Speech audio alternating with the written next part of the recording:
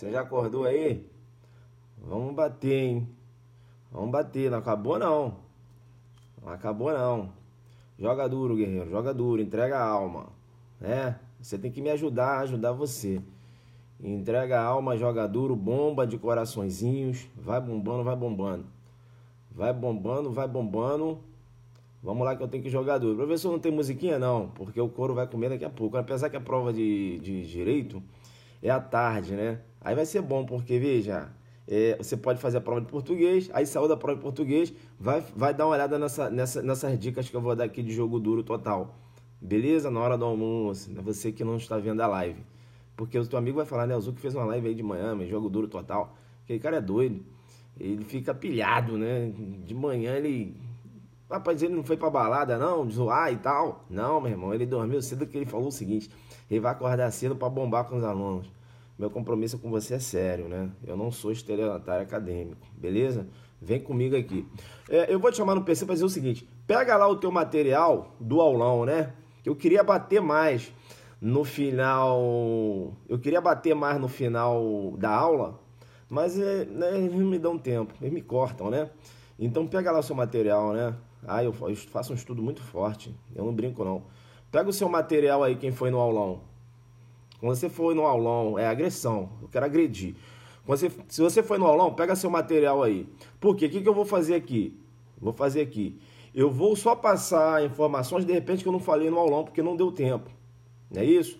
Eu vou aqui abordar crime organizado, né? Os principais artigos que podem aparecer na prova, a lavagem, e aí eu dou uma repassada no meu material para ver se eu não deixei de falar nada, porque eu jogo duro total, entendeu não? Beleza? Mas eu só vou falar o que eu não falei, né?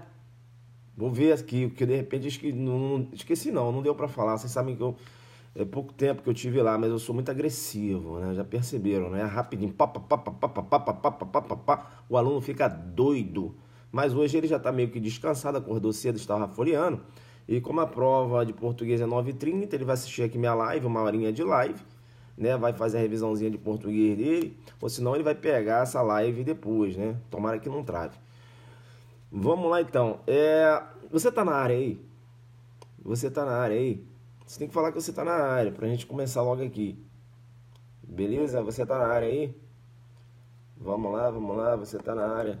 Sim, beleza. Você foi pro aulão, tá com o teu material aí? Abre lá nas questões de crime organizado e lavagem. Abre lá no crime organizado e lavagem. Abriu aí? Abriu? Bem, eu não sei, parece que a sequência ficou meio diferente, mas não interessa. Pela leitura aqui você vai saber qual questão que eu tô falando. Beleza? Vamos lá, a questão número 1, minha aqui, né? Que eu acho que de vocês é 2. Mas enfim, questão número 1 aqui, minha. Presta atenção no que eu vou ler aqui, aí você vê se é 1 ou 2. Que saiu da sequência, né? Pelo que eu vi lá no aulão.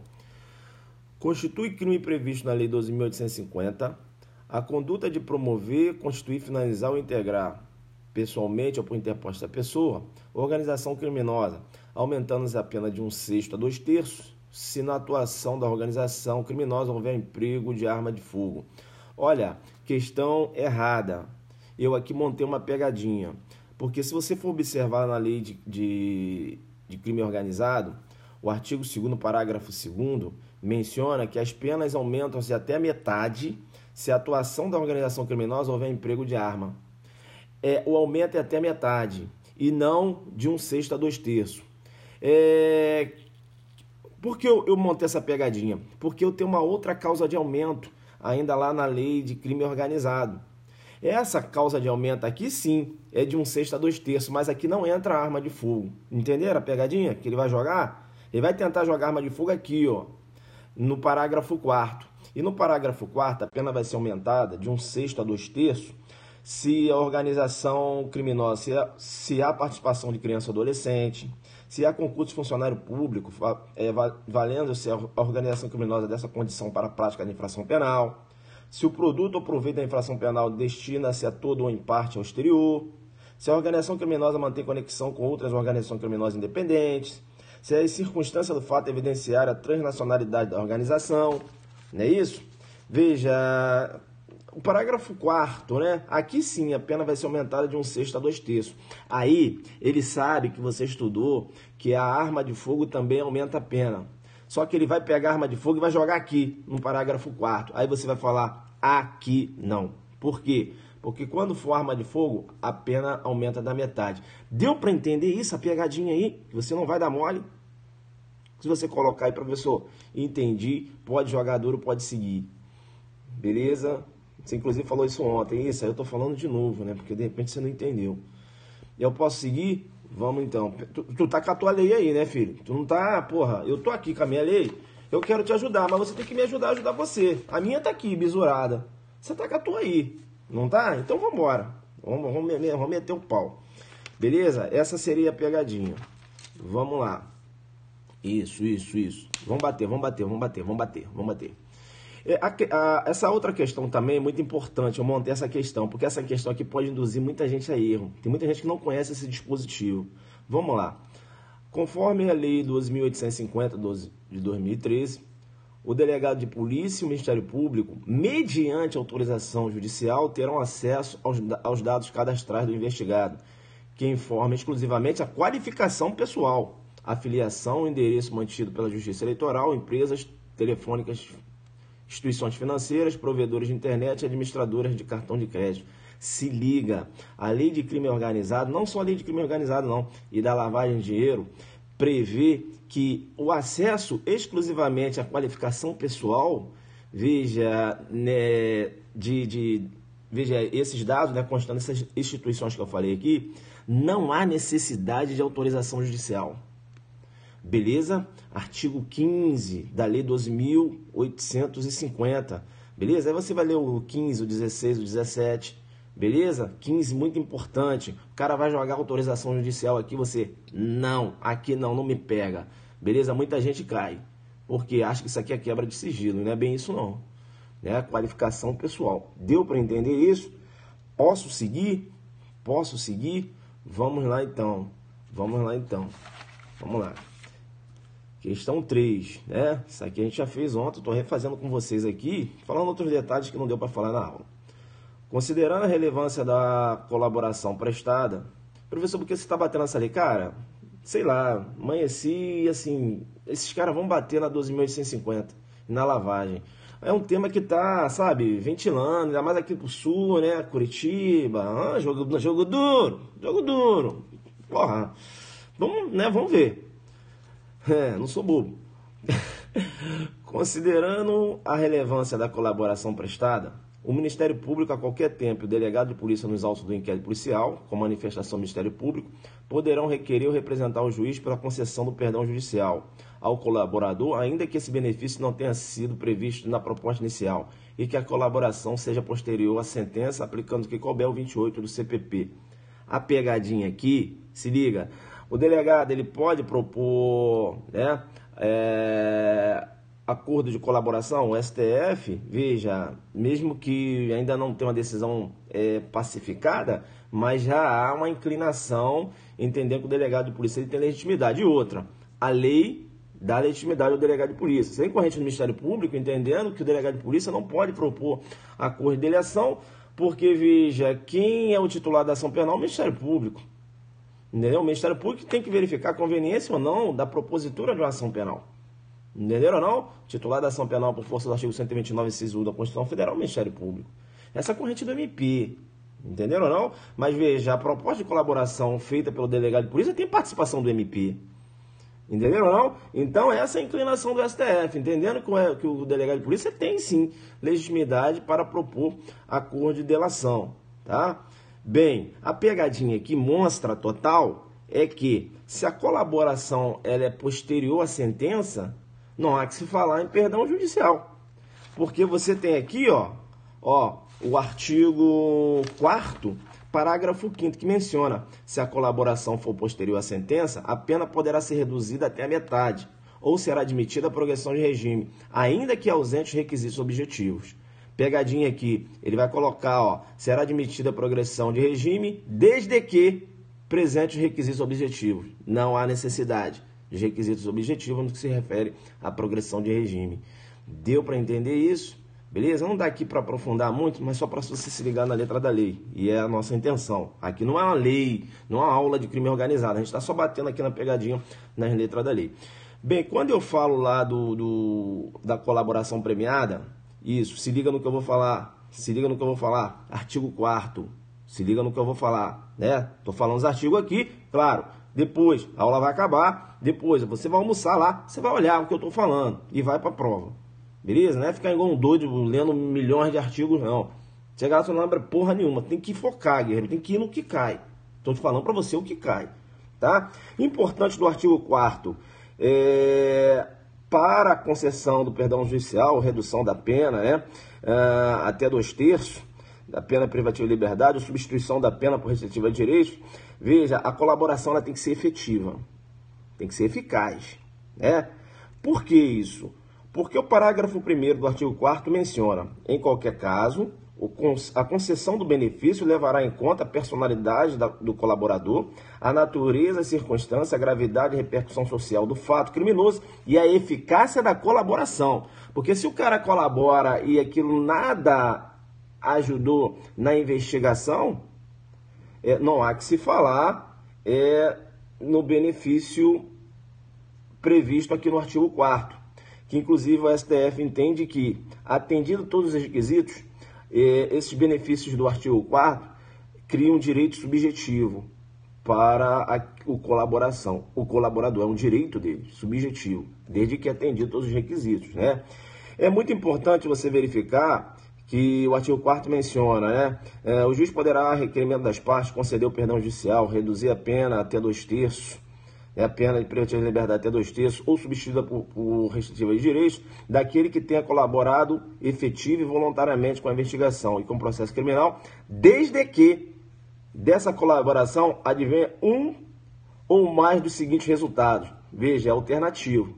Não é isso? Como, por exemplo, a identificação de demais coautores e partidos da organização criminosa, das infrações penais por ela praticadas, a revelação da estrutura hierárquica e a divisão de tarefas da organização criminosa, enfim. Esses objetivos aqui, basta que consiga atingir um. Né? Não há necessidade de atingir todos que estão aqui. Então, veja que não é cumulativo, alternativo. Deu para entender isso? Deu para entender? Então, se liga nessa questão da colaboração posterior à sentença, tá? Outra informação importante, veja que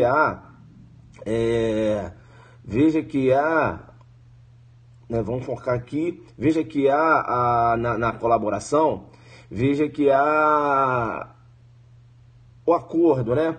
Delegado, Ministério Público, se liga, o juiz não participa dessas negociações. O parágrafo 6º menciona, o juiz não participará das negociações realizadas entre as partes para a formalização de acordo de colaboração, que ocorrerá entre o delegado de polícia e o investigado e o defensor, com a manifestação do Ministério Público ou, conforme o caso, entre o Ministério Público e o investigado, o acusado e seu defensor. O juiz ele não participa de acordo de colaboração, muito embora ele venha entender pela homologação, ele vai homologar, mas veja, ele não participa do acordo de colaboração. Beleza? Tranquilo? Parágrafo 3º do artigo 4º também é importante, que menciona o prazo para o oferecimento da denúncia ou processo relativos ao colaborador poderá ser suspenso por até 6 meses, prorrogáveis por igual período, até que sejam cumpridas medidas de colaboração, suspendendo seu respectivo prazo prescricional. Então, veja, há a possibilidade aí da suspensão do prazo para o oferecimento da denúncia, como também o prazo lá da prescrição, prazo prescricional. Beleza? Fica ligado aí, tá? Fica ligado aí. Tá. Importante ainda, né? Importante, parágrafo 10 do artigo 4º. Ele menciona, as partes podem retratar-se da proposta, caso em que as provas autocriminatórias produzidas pelo colaborador não poderão ser utilizadas exclusivamente em seu desfavor. Vamos supor que o colaborador ele passou informações, né? Veja, direcionando fatos criminosos a um determinado investigado, e além disso, ele acabou passando informações que também o autoincriminam. Entenderam, não? Se ele retrata da colaboração, né, essas informações não podem ser utilizadas em seu desfavor. Então é importante o parágrafo 10. O parágrafo 12 também é importante, porque ele fala: ainda que beneficiado por perdão judicial ou não denunciado, o colaborador poderá ser ouvido em juízo a requerimento das partes ou por iniciativa da autoridade judicial. Veja que, ainda que não beneficiado, né, se o juiz entender pela conveniência, né, pelo princípio do livre convencimento, o juiz entender que deve ouvir um determinado colaborador, o juiz vai ouvir, não é isso? Mesmo que ele tenha colaborado ou não, importante. E o 13 tem uma pegadinha. Parágrafo 13, ele fala: sempre que possível, o registro do exato da colaboração será feito pelos meios de recursos de gravação magnética, estenotipia, não é isso? Digital ou técnica similar. Bem, a questão aqui é o seguinte: ele vai trocar esse sempre que possível e falar: obrigatoriamente, o registro dos atos de colaboração, 13, coloca o alfazulu, ele vai trocar, vai colocar obrigatoriamente, é sempre que possível.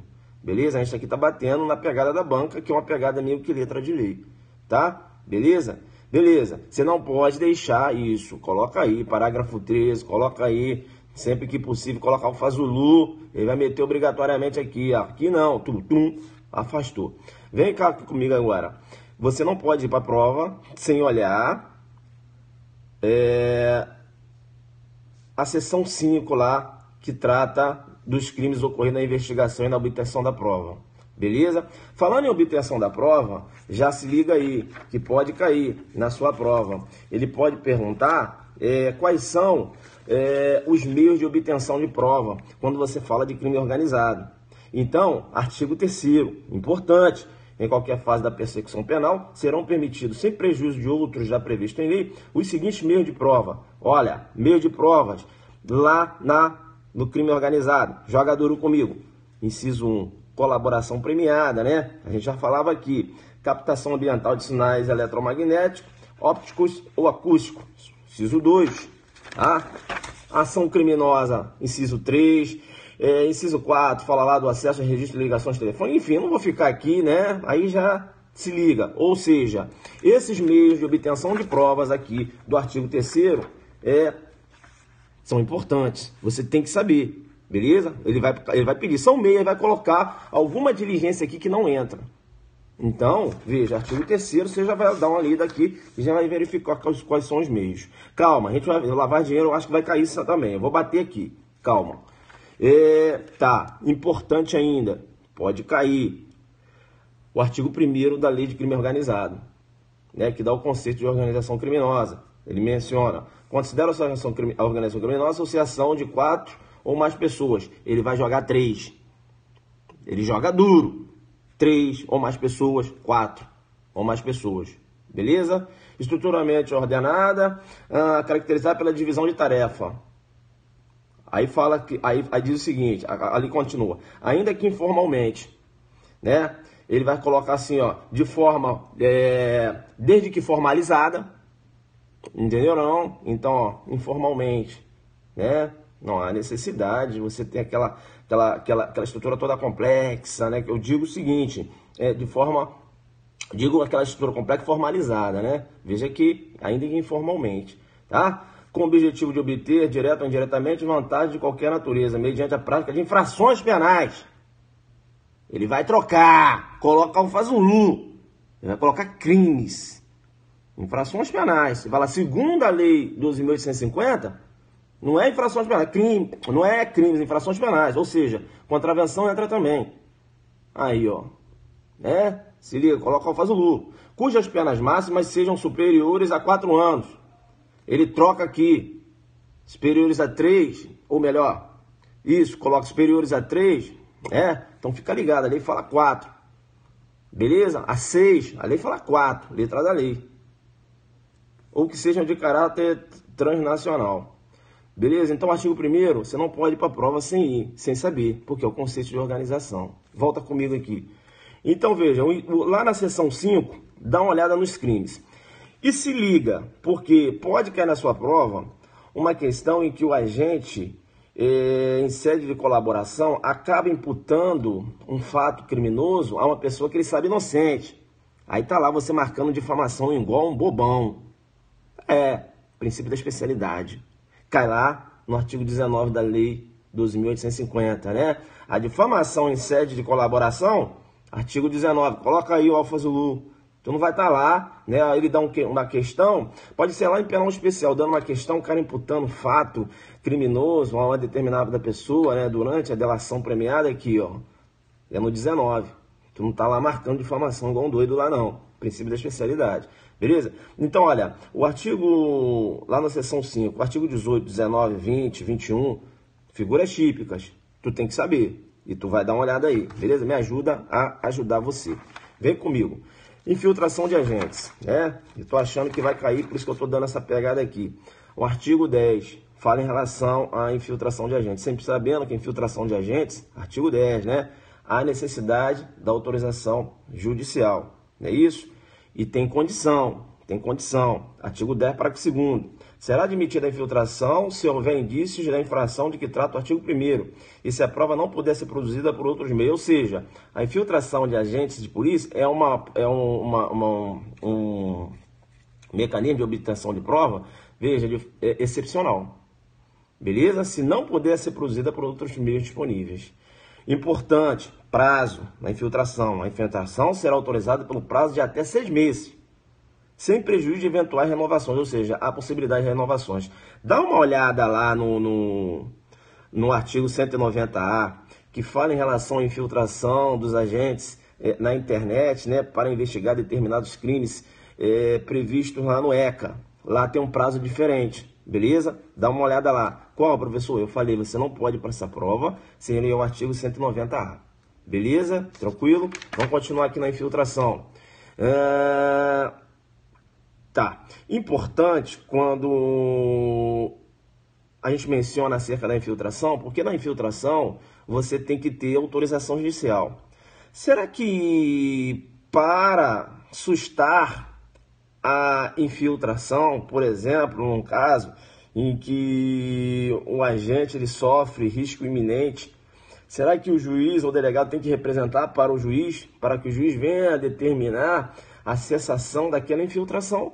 Já que foi o juiz que possibilitou a infiltração? Porque, veja, a demanda de autorização judicial, vem cá, artigo 12, parágrafo 3º, não há necessidade de autorização judicial.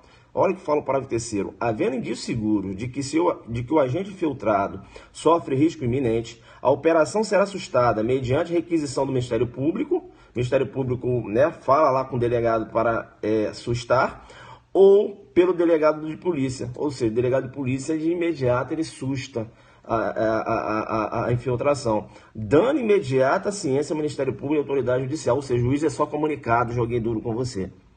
O juiz é só comunicado. Beleza? Entendeu? O juiz determina, mas para assustar o juiz é só comunicado quando há essa situação aqui. Iminente risco àquele infiltrado. Beleza? Tranquilo? Então, fica ligado. É importante você saber também que o pedido de infiltração será sigilosamente distribuído, né?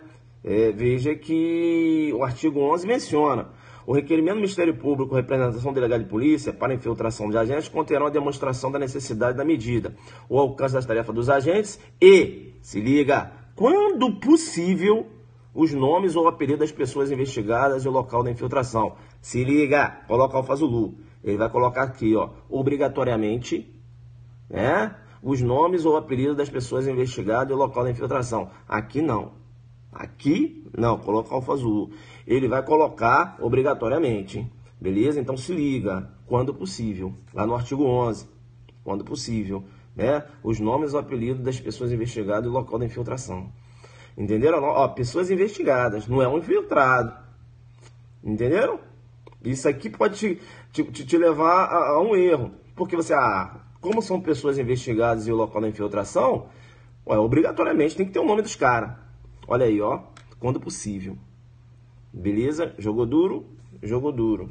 Tá? Infiltração, então, importante. Volta comigo aqui, que a gente está jogando pesado demais.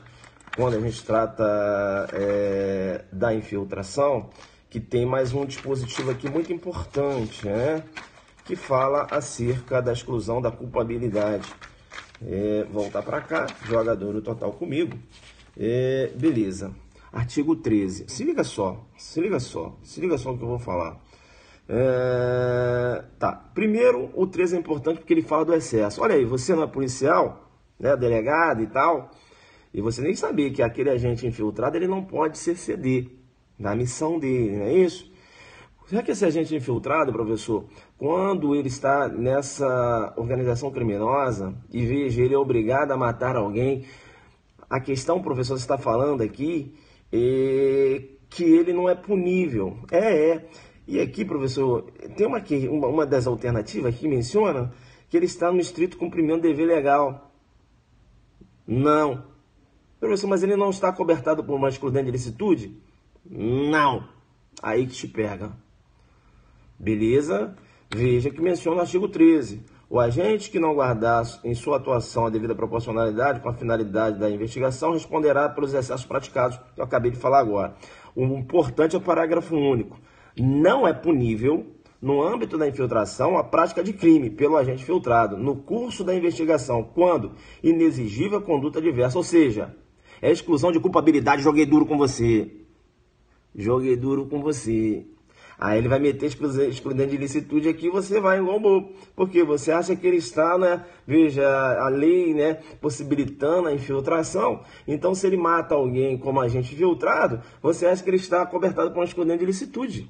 Quando menciona o parágrafo único, que é inexigibilidade contra diversa, né? Que é causa de exclusão da culpabilidade. Entenderam ou não? A exclusão da culpabilidade. E não da ilicitude da conduta. Joguei pesado? Se eu joguei pesado, você me fala que eu tenho que seguir. Entenderam ou não? Então se liga, né? Deu para entender essa? Inexigibilidade contra diversa. Ele vai jogar excludente de ilicitude, você não vai nessa. Entendeu? Qual o artigo? Pegada de monstro total. Artigo 13, parágrafo único. Né? Não pode, né? Deve ter entrado agora, que a pegada aqui, né? Lá, ó, segue o baile, porque tá sabendo que o jogo tá pesado. Artigo 14, também é importante, porque fala em relação aos direitos do agente. Professor, é aula de crime organizado? Não é, porque aí a pegada é ser mais de monstro. É só dicas aqui rápidas, né? Veja, não tenho tempo. Aí eu tô dando aqui pelo menos para salvar alguma coisa, sei lá. Beleza? Não é uma aula que aí eu precisaria de mais tempo. Você sabe como eu jogo duro. Você tá falando muito rápido. Ritmo de aulão. Que eu quero ver tudo que eu não falei aqui. Beleza? Não deu para falar isso tudo aqui no aulão. Vem comigo, por isso eu acordei cedo. Você é doido mesmo, eu sou. São direitos do agente infiltrado. Artigo 14. Beleza? Você vai dar uma olhada lá. Beleza. Para fechar aqui a infiltração, para eu passar para lavagem de dinheiro, importante você saber o posicionamento do STF. Eu falei já para vocês que não é possível a condenação com base exclusivamente nas delações, a chamada delação cruzada. Beleza? Outro ponto importante, eu já tinha até mencionado, o STF menciona. Não obstante tenha havido inicial colaboração perante a autoridade policial, as informações prestadas perdem relevância na medida em que não contribuem de fato para a responsabilização do criminoso.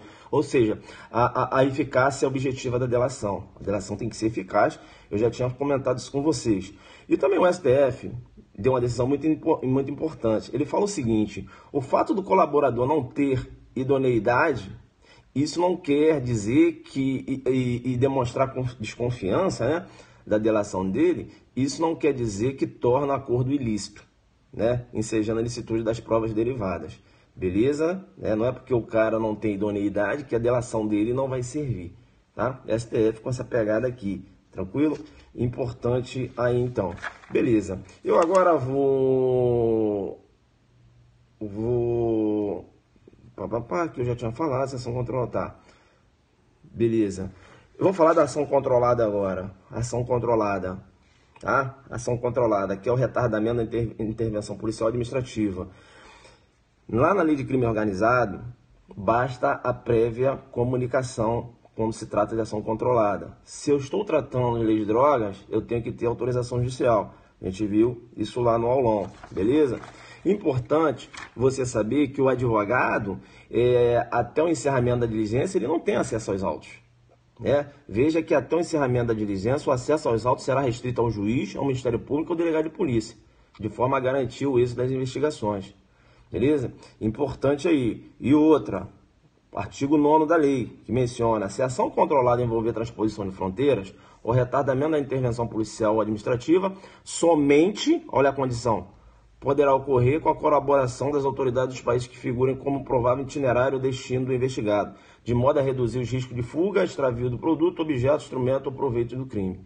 Importante, então, é essa condição aqui: se a ação controlada envolver transposição de fronteira. Eu tenho uma condição para que isso ocorra, qual seja a cooperação das autoridades dos países que figurem como provável itinerário ou destino do investigado. Beleza? É uma condição, fica esperto aí, tá? Ação controlada também eu tinha falado para você para dar uma lida.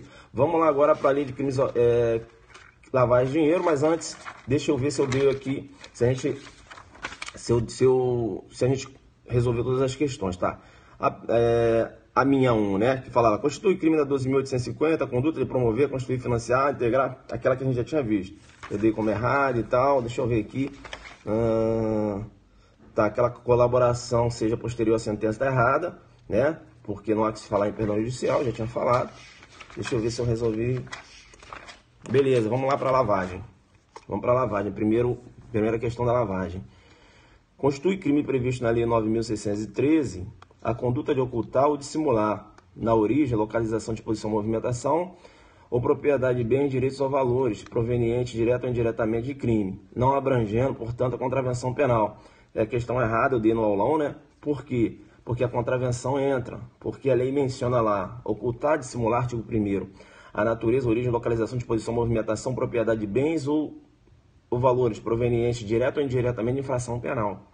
Então, veja, a contravenção também entra aqui. Beleza? E eu tinha falado lá que a lei de lavagem de dinheiro é considerada uma lei de terceira geração, né? Por quê? Porque a lei, veja, ela menciona a infração penal. Segunda geração, rol taxativo. Primeira geração, trata apenas do tráfico de drogas. Beleza? Tranquilo? Tá? Então, fique esperto. Eu vou para a questão número 2. Essa questão número 2, pessoal, já caiu em prova, né? E é muito importante porque, veja, há a possibilidade da representação do delegado de polícia para decretar medidas assecuratórias, né, de bens, direitos ou valores do investigado ou acusado ou existente em nome interposto de pessoas. Tá? Então, o artigo 4º é importante, beleza? O artigo 4º e os parágrafos são importantes, você vai ler antes de ir para a prova, que há uma possibilidade, né, do delegado representar aí por essas medidas, beleza? Tá, eu vou para a questão, o artigo 4º e o 4A também. Eu vou para a questão número 3, né? Então, veja, a questão de número 1 deu errada, né, professor? Dei. Questão número 2, correta. Professor, que material? É do aulão adelante, os alunos que foram no aulão adelante. Porque eu não estou entendendo nada, é isso aí. Não jogou duro, como é que você quer entender? Aqui é pegada duro. E agora eu vou falar aqui da parte especial, uns detalhes que eu não falei. Por isso que a pegada aqui tá rápida. Vem comigo aqui. Eu vou fechar 1 hora de live, que até 8 horas da manhã meu aluno vai tomar o café dele e vai para a prova. Fazer português, depois ele vai dar uma olhada na live e vai assistir aí, vai jogar duro comigo. Questão 3. A denúncia será instruída com indício suficiente da existência da infração penal antecedente, não sendo puníveis os crimes previstos na Lei 9.613, com desconhecido isento de pena autor ou extinta a punibilidade da infração penal antecedente. É importante, né? Eu tinha falado isso para vocês. O crime de lavagem de dinheiro ele é autônomo em relação à infração antecedente, muito embora seja considerado aí parasitário, né? Acessório, né? Muito embora mantenha uma ligação, mas ele é autônomo, beleza? Então, veja, eu tenho que ter a dupla causa, né? A justa dupla causa, né? Ou causa duplicada. Justa causa duplicada, melhor dizendo. Eu tenho que ter o indício da infração penal, da infração antecedente, indícios da infração antecedente, não é isso? Veja, e também a justa causa da propositura da ação de lavagem, beleza? É importante você saber que, mesmo que os autores da infração antecedente, né, um autor da infração antecedente seja desconhecido ou isento de pena, aquele que realizou aquelas condutas previstas aqui na 9.613, ele vai responder penalmente, né? Porque menciona lá o artigo 2º, parágrafo 1º. A denúncia será instruída com indício suficiente da existência da infração penal antecedente. Aí você vai colocar, aqui que é a chamada denominada justa causa duplicada. Isso, aí continua. Sendo puníveis os fatos previstos nesta lei, ainda que desconhecido o isento de pena ao autor ou extinta a punibilidade da infração antecedente. Ou seja, ainda que haja extinção da punibilidade, né, da infração antecedente, ainda que o autor não seja punido, né, isso, ou desconhecido, o cara responde pela lavagem. E sempre falando que é possível aí o agente responder pela autolavagem, né? Ele pratica um crime e ele mesmo vem ocultar aqueles valores, né? Por exemplo, colocando aqueles valores dentro do sistema financeiro. A gente vai ver aqui as etapas da lavagem também, isso a gente já tinha visto ontem. Beleza? Então, para fechar a lavagem aqui, para eu passar para a parte especial do código, alguns detalhes que eu não falei que eu vou falar. Importante, o artigo 1º, parágrafo 5º. Você não pode ir para a prova sem ler o artigo 1º, parágrafo 5º da Lei de Lavagem de Dinheiro. Porque ela trata da delação na órbita da lavagem. Beleza? Então você vai pegar a delação da lei de drogas, a colaboração da lei de drogas, é importante. Você vai pegar a colaboração da 12.850 e você também vai pegar a colaboração da lavagem de dinheiro. E vai colocar uma do lado da outra e ver a diferença. Você vai verificar que lá na lei de drogas não fala em relação na colaboração lá na lei de drogas, não fala em relação a perdão judicial. Aí ele tira o perdão judicial que tem aqui na lavagem, que tem no crime organizado e joga lá na droga. E você tá lá marcando, que é colaboração, que o cara, né, recuperação, tal. Vai dançar. Lá no 41 não entra perdão judicial. Beleza? É isso, pessoal. Essas são as pegadinhas de letra de lei. Tá? Importante ainda, lei de lavagem, artigo 1º, parágrafo 4º, porque trata de uma causa de aumento. Veja que, quando se trata de lavagem de dinheiro, a pena será aumentada de 1 a 2 terços se os crimes definidos nesta lei, ou seja, na lei de lavagem, forem cometidos de forma reiterada ou por intermédio de organização criminosa. Então é muito importante essa causa de aumento da lavagem, por quê? Porque, veja, manter uma ligação com a lei de organização criminosa. Entendeu? Se eu sou examinador, peço uma questão dessa. Por quê? Porque hoje é o que está ocorrendo no Brasil, né? Organizações criminosas praticando lavagem. Então você tem que entender que é o que? Uma causa de aumento de pena no que se refere aos crimes previstos na Lei 9.613. Olha a pegada de monstro total, artigo 1º, parágrafo 4º. Então é importante você saber que a pena aumenta de 1 a 2 terços. Ele coloca a metade, coloca aí o malfaso 1. Essa aqui é boa. Essa é boa. Beleza? Tranquilo. E o artigo 17b, olha que lindo. O artigo 17b mantém uma íntima ligação com o artigo 15 da Lei de Crime Organizado. Porque aqui também no 17b, a autoridade policial, você não vai fazer concurso para delegado? Aí, você está investigando um crime de lavagem. Você precisa saber a qualificação do agente, né? Qualificação, por exemplo, filiação, endereço. Será que eu posso pedir a justiça eleitoral? Vem cá, filho. Vem cá. Vem cá. 17b possibilita o delegado pedir diretamente, sem necessidade de autorização judicial. Olha aí você querendo colocar autorização judicial nesse procedimento. Olha o que menciona o 17b da Lei de Lavagem também, que é similar ao artigo 15. A autoridade policial, o Ministério Público, terão acesso exclusivamente aos dados cadastrados do investigado, que informe agora, olha, dados cadastrados que informem o quê? Qualificação pessoal, filiação, endereço, independente de autorização judicial. Joga duro, filho. Joga duro. Ele vai tirar esse independente de autorização judicial, vai fazer igual eu fiz, colocar mediante autorização judicial, você troca e fala que não, respeita, porque o 17b eu tô ligado que não precisa. Né? Aí teu concorrente que não assistiu às aulas do Zuc, tu viu aquela lá? Qual é? O cara mandando lá, como é que o delegado vai ter acesso a cada, veja, dados cadastrais, né? Veja lá nas instituições financeiras, é quebra de sigilo, tu viu? Colocando lá que não precisava, que não precisava de autorização judicial, tu viu, né? Eu falei, não, eu vi. Tu marcou o quê? Aí tu, não, realmente não precisa. Como é que é? Falei, rapaz, tem que assistir a aula do Zuc lá, meu irmão. 17b, lavagem de dinheiro. Ele falou essa porra de manhã. E outra coisa, pra te dar um bisu, pra você já estudar pra São Paulo, que você tá todo desviado, lá na Lei de Crime Organizado também tem um artigo 15. Ensina pra ele, entendeu? E nessa pegadinha mostra demais. Vem cá. Lá, pode fechar agora a lavar dinheiro, para eu fechar aqui, que eu vou fechar em 1 hora, né? 1 hora de live aqui, só falando das coisas que eu não falei. Se liga então na autolavagem, né?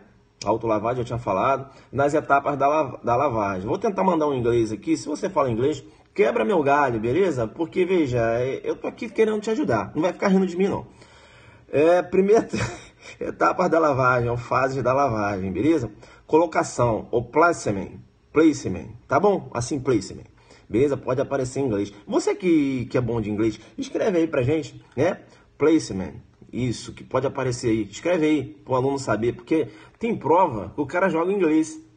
Ele não manda aqui colocação, não. Ele bota lá a fase da lavagem, onde há fracionamento de grande quantidade. Aí, cara, isso aí, ó, ajudando, ó.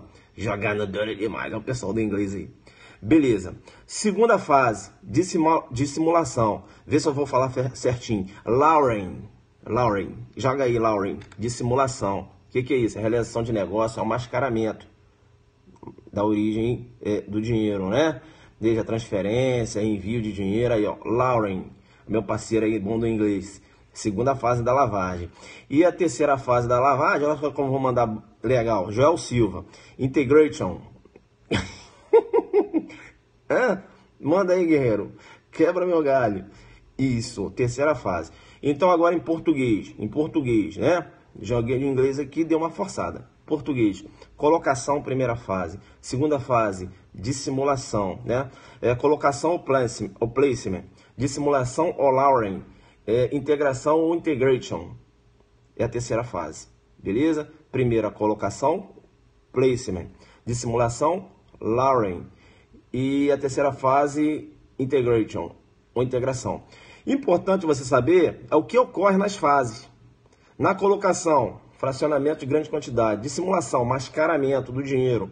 Integração, veja, o investimento daquele dinheiro no sistema financeiro, como, por exemplo, compra de imóveis, não é isso?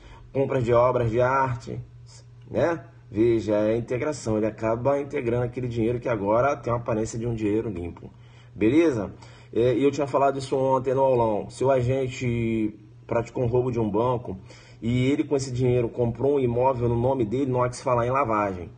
Por quê, professor? Porque ele não está ocultando. Se ele comprou o nome dele, né? Veja, ele não está ocultando.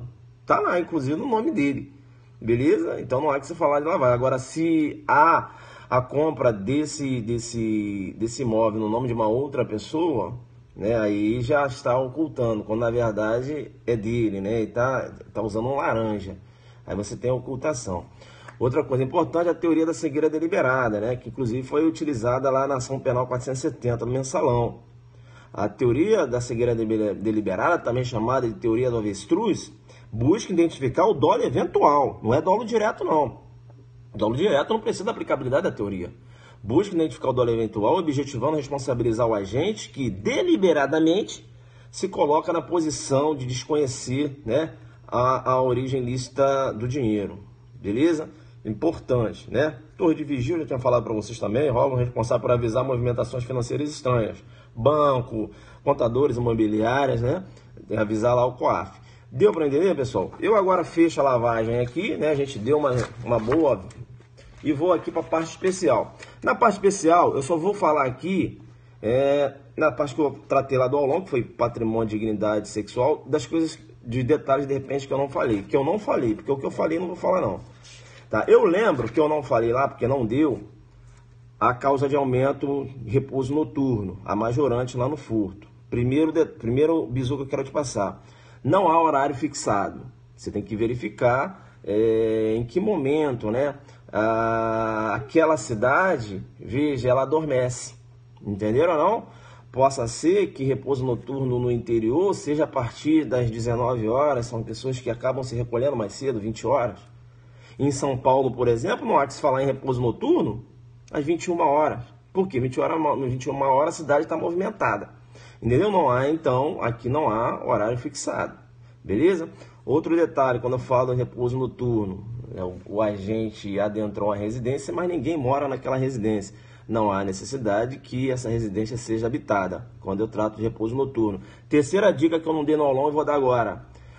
A causa de aumento do repouso noturno, a majorante, se aplica às qualificadoras. STJ com essa pegada de monstro total, deixando inclusive um entendimento anterior. Ou seja, se o tício, mediante escalada, entrou em uma residência por volta aí de 1h30 da manhã, né, ele vai responder por furto, mediante escalada, coincidência da causa de aumento.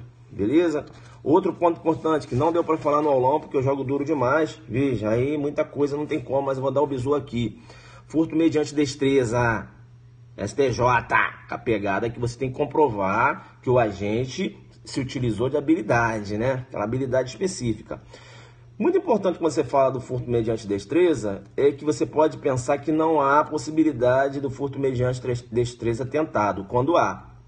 Tá? Como assim, professor? Porque eu aprendi que quando o agente puxa a carteira, se ele sentir, é porque não ocorreu a destreza. Beleza. Puxou a carteira, não puxou, o cara tá sentindo? Tá. Ocorreu a inversão da posse? Ainda não. Mas ele tá puxando aqui? Tá. O cara tá sentindo? Tá. É furto mediante destreza tentado? Não. É furto simples. Por quê? Porque o cara percebeu. Então, professor, me dá um exemplo desse furto mediante destreza tentado, porque eu não estou conseguindo visualizar. Eu te chamo no PC e digo, quando ele estava puxando a carteira, invertendo a posse ainda, que ainda não tinha invertido, uma terceira pessoa observou. E essa terceira pessoa falou, olha aí, ó, puxando sua carteira. Aí ele, opa, segurou, antes da inversão da posse. Entenderam ou não? Então, furto mediante destreza, na forma tentada, é possível, desde que um terceiro observador visualiza a ação e avisa a vítima. Porque em relação à vítima, ele estava puxando, ele tinha destreza. Deu para pegar essa? Em relação à vítima, ele tinha destreza. Um terceiro observador falou, opa, aí ó, tá puxando. Né? Então fica ligado. E, né, fica ligado aí, né? Fica ligado. Então, se já correu a inversão da posse, o cara correu, pela teoria da Morse, vai ter furto mediante destreza consumado. E outra coisa que eu também não falei no aulão, vou falar aqui, mas deixa eu falar nas lives. Ponto importante também, né? Ponto importante. Fala, professor, fala assim. Na questão da destreza, a vítima tem que estar consciente, né? Porque se o agente puxa a carteira da pessoa embriagada, não há que se falar em destreza. Por quê? Mesmo que ele tenha se utilizado de habilidade específica, né? Em comum. Por quê, professor? Porque se a vítima está embriagada, como você vai mensurar a destreza a uma pessoa que está embriagada? Como você vai dizer que ela não poderia perceber o furto da carteira? Né? Pessoa embriagada, pessoa dormindo, não há que se falar na destreza, beleza? Tranquilo, tranquilo. Só vou falar do que eu não falei. Deixa eu ver, falei, né? Bacana. Deixa eu só ver o que eu não falei aqui. Rapaz, eu joguei duro demais, eu falei muito ontem. Falei da súmula 554, que só aplica ao estelionato na forma do cheque, na emissão de cheques sem suficiente provisão de fundos, né? Que não se aplica ao caput, falei, né? Isso aqui eu bati, tá? Só vou falar o que eu não falei, pessoal. Será que o STJ vai pedir isso, cara? Não é questão com essa banca, mas vamos cá. STJ no roubo, tá? STJ no roubo. Roubo praticado no interior de coletivo, em face de patrimônios distintos, diversos patrimônios, beleza? Ainda que no mesmo contexto fático, concurso formal de crimes, e não há crime único, tá? Concurso formal de crimes, eu tenho ali diversos delitos de roubo. Tá? A decisão do STJ muito interessante aqui, é que o STJ, por questão de política criminal, ele entende que é concurso formal de crime perfeito e não imperfeito. Porque em tese seria imperfeito. O cara tem, né, veja, dolo e subtraindo diversos patrimônios, num contexto só. Mas só se você jogar pelo imperfeito, o cara vai pegar 30 anos de cadeia, né? Porque olha a quantidade de vítimas. Entendeu? Então o STJ entende que seria um concurso formal, mas ele entende como perfeito. Mas não há que se falar em crime único. Bem, STJ ainda, abordagem, né, a mais de uma vítima e somente um patrimônio subtraído. O Tício abordou a Mévia e o Caio. Ele subtraiu, apontou a arma tanto para a Mévia como para o Caio, mas subtraiu o patrimônio só da Mévia. Eu sei só um delito de roubo, muito embora a grave ameaça tenha sido empregada em face dos dois. Deu para entender? Professor, se ele leva o celular da Mévia e o celular do Caio, 2 crimes de roubo. Beleza? 2 crimes de roubo. Legal? Concurso formal aí. Por quê, professor? 2 patrimônios subtraídos. Beleza? Legal. É importante também uma decisão do STJ, que ela está de jurisprudência de tribunais, será que essa banca pode viajar? Decisão do STJ, roubou um veículo, dentro desse veículo tinha um talonário de cheque. Aí o cara assinou o cheque, foi lá no banco e sacou o dinheiro. Deu para entender? Ele roubou um veículo, no veículo tinha lá um talão de cheque, ele pegou esse cheque, assinou e foi no banco sacar o dinheiro.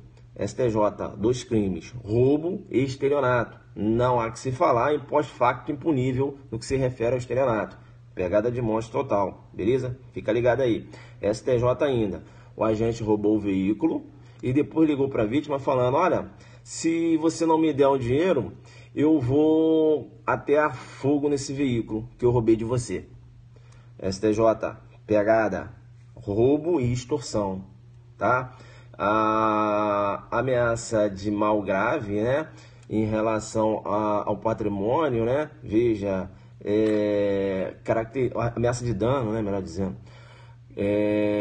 dano caracteriza grave ameaça, para que se venha figurar aí a extorsão e também aquela decisão do STJ também que você está aí careca de saber, em relação à ameaça, né, de trabalhos espirituais também, para falar lá em relação à extorsão, né, para caracterizar grave ameaça. Eu falava com a aluna ontem, né, só para matar, o roubo de uso configura roubo. Doutrina majoritária nessa pegada. Apesar que tem o professor Rogério Greco, entendendo que o roubo de uso é constrangimento ilegal. Roubo de uso configura roubo. Eu estou falando roubo de uso, não estou falando furto de uso. Furto de uso é fato atípico, agora o roubo não. Por quê? Porque o roubo você tem 2 condutas, o constrangimento e a subtração. Beleza? Por isso que não há que se falar em atipicidade do fato. Tá? Importante, inclusive a STJ tem decisão nesse sentido aqui. Tá, vamos ver aqui mais alguma coisa que eu não falei, né? Só vou falar o que eu não falei, beleza, pessoal? Tá, latrocínio, falei bem do latrocínio, mas eu esqueci de falar que trata-se de um crime contra o patrimônio. Competência, juiz singular, né? Não há que se falar em tribunal de júri, né? Falei do latrocínio versus erro na execução. Tá, lá no roubo com restrição de liberdade da vítima, vem cá. Se o Tício, ele roubou o veículo da vítima, né? E ele está com essa vítima há um dia, por exemplo, se liga. Roubo com restrição de liberdade da vítima? Aí não. Porque no roubo ele menciona roubo com restrição de liberdade da vítima.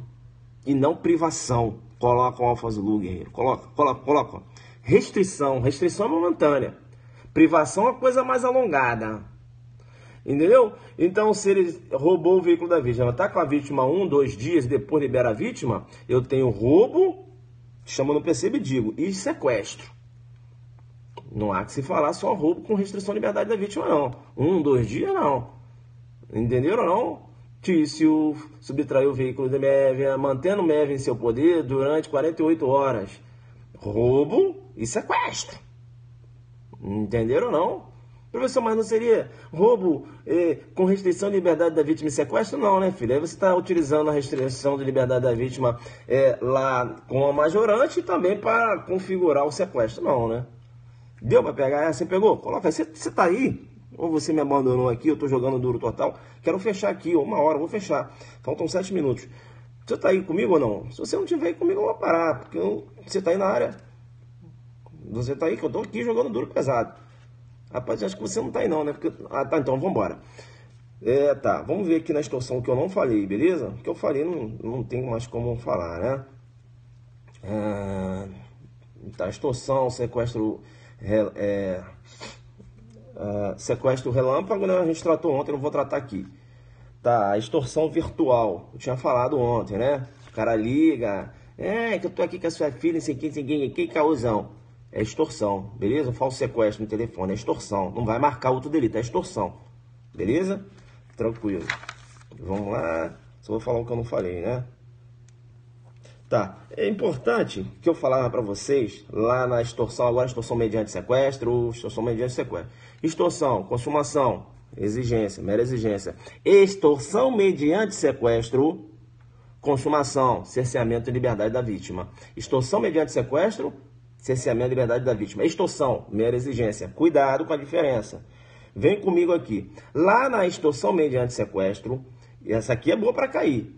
Vejam o que previu o artigo 159, parágrafo 4º. Se o crime é cometido em concurso, O concorrente que o denunciar à autoridade facilitando a libertação do sequestrado terá sua pena reduzida de 1 a 2/3. Ele vai jogar perdão judicial aí. Ele vai jogar, coloca aí 159 para o quarto.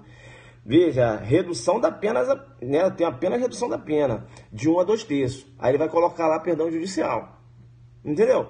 Todo esse tipo que você tem uma possível delação, eles adoram jogar perdão judicial para você cair. Aí você tem que se ligar que em algumas situações em que há colaboração, não há que se falar em perdão judicial. Você que tem causa de diminuição, como por exemplo, lá na lei de drogas, aqui na extorsão mediante sequestro, né? Veja, olha, como for praticada, né, em concurso de pessoas. Entenderam ou não? É importante, né? É importante. Ah, isso aí que eu não tinha falado. Vimos que novas que eu falei, tal. Extorsão mediante sequestro na forma simples qualificada é considerado crime hediondo. Na extorsão, só na forma qualificada, o resultado morte é considerado hediondo. Então fica, ó, extorsão, resultado morte, 158, hediondo. 159, simples e qualificada, extorsão mediante sequestro, hediondo. Beleza? Isso aí. Vamos lá. Tá, receptação culposa, né? Pedi para você dar uma olhada. Tá, vem cá. Lá na receptação, o agente ele não pode ser partícipe ou autor da infração antecedente. E outra coisa, se a infração antecedente ocorre na abolição ou crimes, a receptação cai. Como assim? O Tício furtou um veículo, beleza. Aí o Mévio comprou o veículo. Mévio, sabendo que o veículo é produto de crime, cometeu receptação. Aí sai uma lei dizendo que furto não é mais crime, a receptação do Mévio cai. Entendeu? Abolição ou crimes do crime anterior. Beleza? Agora, se for a questão de absolvição, não. Né? Você continua o crime, mas o cara não vai ser responsabilizado aqui, crime. Mas crime existe. Beleza? O cara continua lá na receptação. Tá? Estou falando em relação à infração antecedente, né? E ele continua na receptação lá. Tá? Fica esperto aí. A receptação culposa, tá? Lá no artigo 180, parágrafo 3º, é importante também. Outra coisa. Produto de crime. Produto de contravenção não entra na receptação. Beleza? Importante, né? Produto de crime. Eu falei também que vai cair, não tem como não cair. 180, parágrafo 6º e o 180A. 180, parágrafo 6º e o 180A. Vai cair. E o 180, parágrafo 4º. Eu falei para vocês que objeto de ato infracional caracteriza a receptação. Falei para vocês que se um louco furtar um carro e o cara comprar o carro sabendo que aquele louco furtou, caracteriza a receptação. Porque a receptação é punível, ainda que desconhecido ou isento de pena o autor do crime de que proveio a coisa. Entendeu? Aqui é até muito interessante, porque aqui você percebe que o código, apesar de todo mundo diz que o código adotou a teoria tripartido, eu entendo que adotou a bi, mas tudo bem, né? Bipartido, conceito de crime, né? Quando você fala lá, conceito analítico de crime. Porque ele fala, ó, a receptação é punível, ainda que desconhecido ou isento de pena, o autor do crime. Ou seja, o louco, ele é isento de pena. Aí ele fala, o autor do crime, ou seja, então o louco comete crime. E se o louco comete o crime, o louco não tem culpabilidade, crime é fato típico antijurídico. E a culpabilidade, pressuposto da pena. Aqui, ó. Não, você lendo aqui, concorda? Mas vai fazer o quê? Todo mundo fala, doutor, conceito tripartido, crime é fato típico antijurídico, culpável, beleza. Mas quando você começa a ler o Código Penal, você começa a verificar que, na verdade, o Código Penal adotou o conceito bipartido. Olha aqui, ó, isso aqui é um exemplo. Ele fala, a receptação é punível, ainda que desconhecido ou isento de pena o autor do crime. Isenção de pena, conceito de culpabilidade. Entenderam? Beleza. Receptação de arma de fogo, eu já tinha falado no aulão, por isso que aqui eu não estou repetindo, né? Comete 2 crimes. Receptação e adquirir arma de fogo. Permitido ou restrito. O STJ com essa pegada aí. Tá? Não comete um só não. Não há que se falar em princípio da especialidade não. Beleza? Só pelo estatuto não. Já tinha falado. Então, 180, parágrafo 4º, você vai olhar. 180, parágrafo 6º, 180A. E também o 180, parágrafo 5º. Beleza? Isso é a leitura rápida, pessoal. Esses artigos aqui, na hora do almoço ali, 40 minutos você vai ver isso aqui. Beleza? Vamos fechar aqui. Deixa eu ver só o que eu não falei. Beleza? O que eu falei. Só o que eu não falei. Não dá aqui pra gente fazer, né? Um aulão, um adelante, jogo duro total. Nessa 1 hora aqui, né? Tá. Se liga aí. Vai de novo lá, que você não foi lá e eu te falei. Vai lá no 226. O artigo 226 trata lá de causa de aumento nos crimes sexuais. Ele vai tentar te armar uma pegadinha. O inciso 1 aumenta a pena de 4ª parte. se o crime é cometido em concurso de 2 ou mais pessoas. E o inciso 2 aumenta a pena da metade. Aí você tem outras situações. Ele vai pegar essa circunstância aqui do inciso 1, do artigo 226, e vai trocar. Aí ele vai colocar, aumenta da quarta parte, se o crime é cometido em concurso de 2 ou mais pessoas. Ele vai inverter. Entenderam? Porque você sabe que aumenta a pena, aí ele vai e inverte. E aí aumenta de quanto? Aí é aqui que ele vai te pegar. Beleza? Contemplação lascívia, eu falei para vocês também, com STJ, né? Não há necessidade do contato físico, eu tinha falado, tá? Acho que aqui... Pessoal, é isso. 1 hora de live, né? Também não pode ser uma coisa muito longa, porque o aluno vai dar uma olhada nisso na hora do almoço. Veja, a gente aqui, né? Passamos aqui diversos bizus, né? Eu fiz o que eu podia fazer. Sem se falar do aulão, das informações que a gente deu ontem. Fico feliz, né, de ter fechado essa live aqui, deve ser 8 horas agora, né? E é isso, nosso compromisso com vocês é sério, né? Ninguém brinca, não. Vocês perceberam lá no aulão, agradeço os alunos que estavam no aulão, realmente eu sou pilhado, né? Sei lá, eu sou assim, né? Eu não tive essa ajuda que vocês estão tendo na minha época, né? Que eu me preparava para o estudo, não tinha ninguém para me orientar, não tinha ninguém para fazer revisão de live, não tinha nada.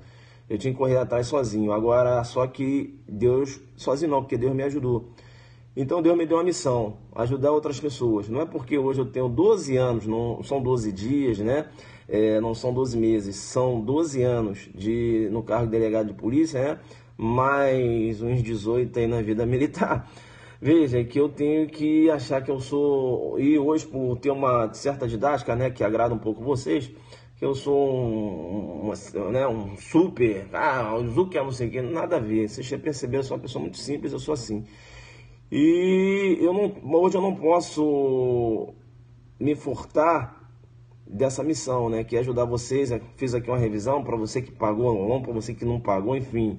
Para você que gosta da minha aula, para você que não gosta, enfim. Aqui você pegou uma revisãozinha aqui, curta, né? Beleza? E eu não posso deixar de ajudar, né? Então não é porque eu não fui ajudado por ninguém, que eu tive que ralar sozinho, né? Aprender na marra isso aqui. Eu falo sempre para vocês, quando eu sair da faculdade...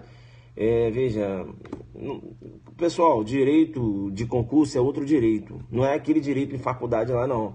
Que o cara te ensina a legítima defesa, sabe? Qual é a legítima defesa, professor? Os caras, né?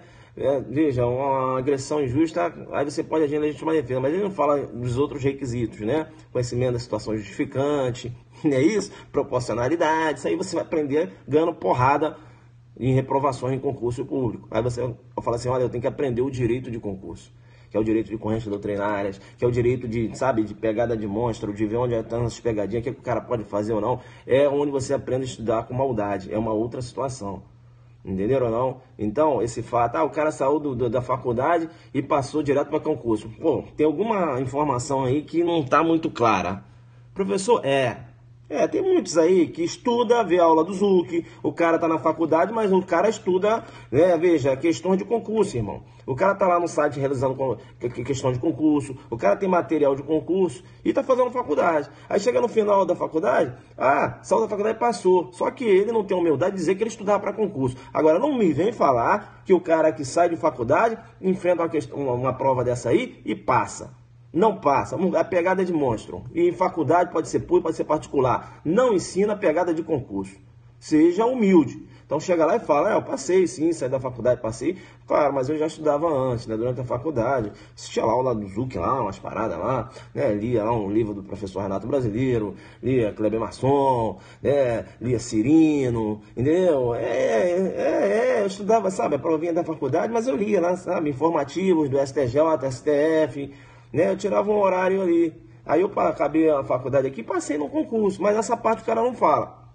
Aí você fica aí se achando que você não tem condição, porque fulano saiu da faculdade, passou em concurso, e você já acabou a faculdade e está estudando. Mas ele não fala que ele fazia um estudo específico. Para quê? Por causa da vaidade. Ele quer ser o bonzão. Aí fica lá a tia que não conhece porra nenhuma, dando conversa fora. Falando lá que deve ter ouvido aí teu primo, saiu da faculdade, já passou, e você tá aí estudando. Aí tu fala, tia, tudo bem. Aí você liga pra ele e fala assim, parceiro, veja, dá o bizu aí, né? Esse informativozinho, né? Não, ninguém é bobo, né, pessoal? Mas é isso aí. E outra coisa, deixa a vida dos outros. Se preocupa com a tua, beleza? Tu tá aí aqui no sul, tá ralando, você tá fazendo o melhor para transformar a sua vida. E não para, não para, não para, não para. Segue em frente. Hoje é mais uma etapa. Beleza? A gente vai estar aí ajudando você. Agora você tem que me ajudar a te ajudar. Você tem que querer, né? Você tem que ter disposição, cair para dentro. Se eu que tenho dificuldade de aprender, conseguir passar num concurso, hoje até dou aula, não é isso? Eu tenho dificuldade de aprender, agora não deixa eu aprender não. Se eu aprender, eu dou aula dessa porra. Se eu aprender, eu dou aula. Eu fico aqui, né, pá. Não, ainda não entendi, mas quando eu entendo, eu desenho em pedra de toque. Né? Então é isso. Às vezes vocês me olham aqui falando muito, raciocinando muito rápido, e falam, professor é um monstro. Não é monstro, cara. Eu estudo pra caramba aqui, ó. Vocês acham que eu vim aqui pro aulão de bobeira? Aqui, ó. Aí, ó. Vocês acham que eu vim pro aulão de bobeira? Ó, leia, ó. Tudo rabiscado. É estudo, né? Entenderam? É isso aí, pessoal. Então, né, um ânimo aí. Vamos enfrentar aquele português lá, à tarde, em matéria jurídica. Vou tentar ir em algum local de prova aí para dar um abraço em vocês, beleza? Um abraço, que Deus abençoe vocês. Vamos com tudo. Não importa o ninho, quando houver de águia. Tchau, tchau.